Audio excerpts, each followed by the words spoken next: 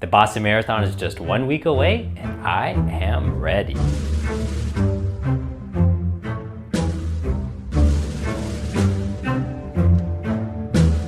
Well, hello everyone. Welcome to Running Otaku. I am the Running Otaku, and today is episode 21, Tapering. So right now it is Saturday evening, April 6th. I'll probably upload this on the 7th, which means that if you're watching it on upload day, there's 8 days to go until the marathon. So over the last couple of weeks, my schedule has been a little bit up in the air. You see, I got a cold about 2 weeks ago, just a head cold, but it was bad enough where I was really having trouble running. So I took off 2 days, which included a really important workout. So I had to readjust my schedule a little bit to throw that in.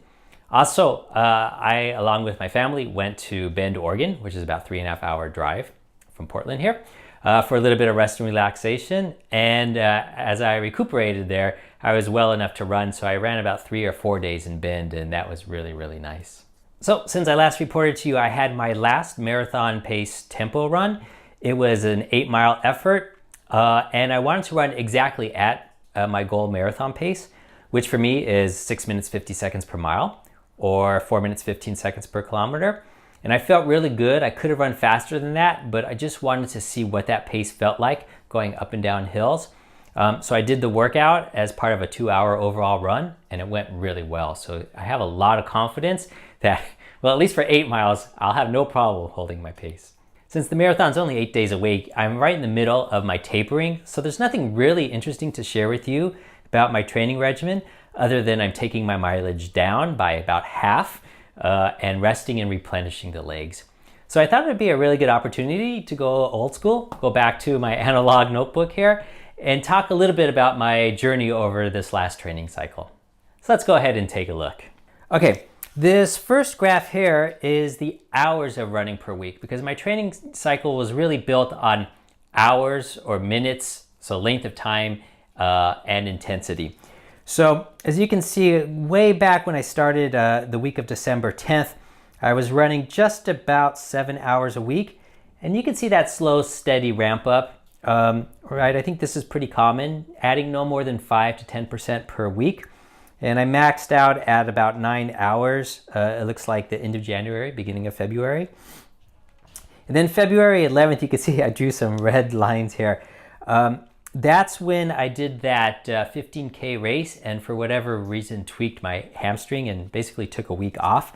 So the mileage really dropped down. So you can see these red dots here where the mileage dropped down. And then starting back up in March, I was able to pick right back up again and ran the week of March 4th and March 11th, no problem. And then, as I mentioned, I got a little bit sick this kind of the end of this week of March 18th into the 25th.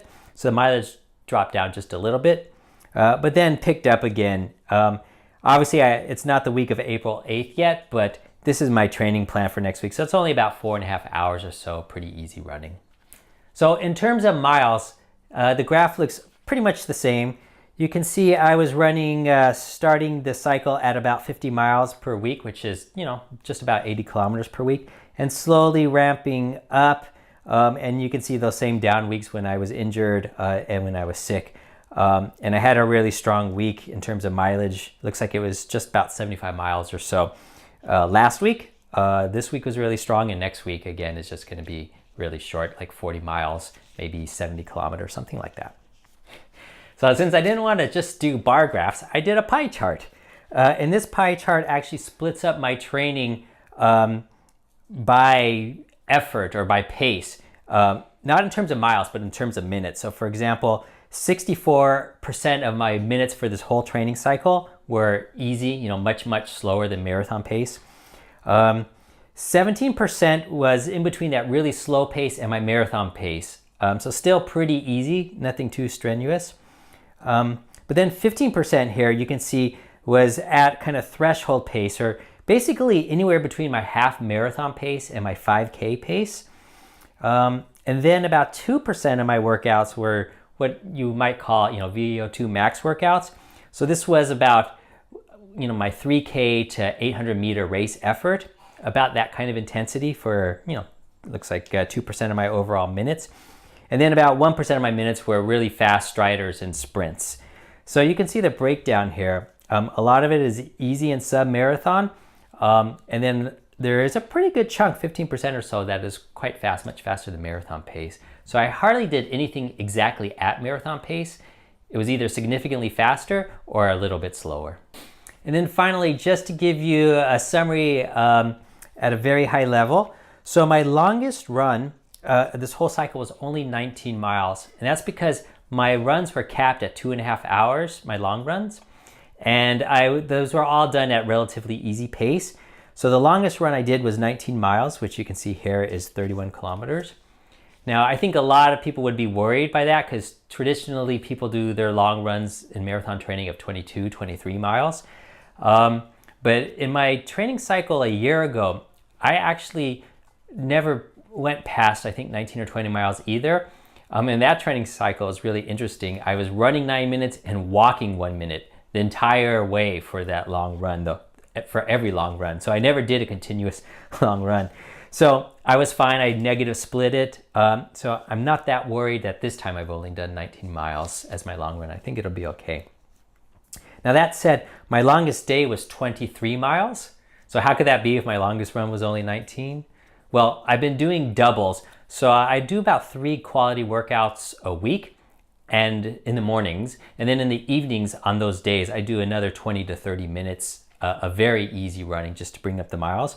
So on the days that I did the 19-mile long run, I also did 4-mile runs later that evening. So for the day, it was 23 miles. And the longest week, as I mentioned, was just a couple of weeks ago, 73 miles or 117 kilometers. So that's pretty good total. So probably a little bit much 3 weeks before the marathon. And normally I wouldn't do that many miles so close to the marathon. I should be tapering instead. But I mentioned the week before that, I missed a couple of days and missed a couple of key workouts. And when I squeezed them in, it just happened that I had 4 workouts that fell into that week instead of 3, so that upped the miles a little bit. And then overall, my average for each week, since I started in December 10th, is 52 miles or 84 kilometers. So a little bit less than what I thought I would do, but that's because there was a couple of weeks there where I was either injured or a little bit sick. And so overall, up until the marathon, including the short mileage that I'll be doing next week, I will have covered 935 miles or 1,504 kilometers. So all in all, I'm really happy with the training cycle. I did get injured, but I don't think that was from the training. I think I pulled something racing down a really steep hill in that 15K. And I did get a little bit sick a couple times, but except for those 2 days, I was able to run through the colds for every other day. So really, really happy with the workout. I think I significantly boosted my aerobic base, which is going to serve me well because I do have a very strong goal of going sub-3 for this marathon, but that's not my only goal. You know, this is a long journey, and I'm really interested in the shorter races, particularly breaking 17, if not this year, next year in the 5K, and running equivalent times for the 10K and 8K, and doing really well in the local cross-country races too.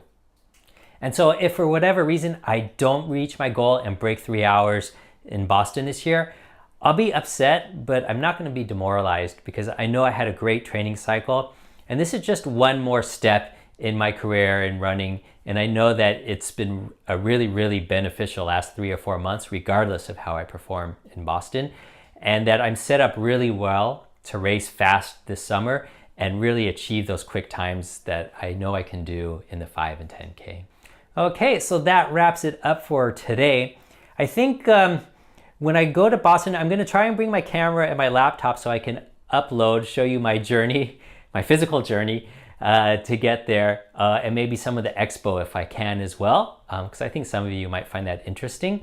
So hopefully I can bring my laptop and upload before the race. If not, I'll have to wait till after the race to give you a summary, which I hope is good news.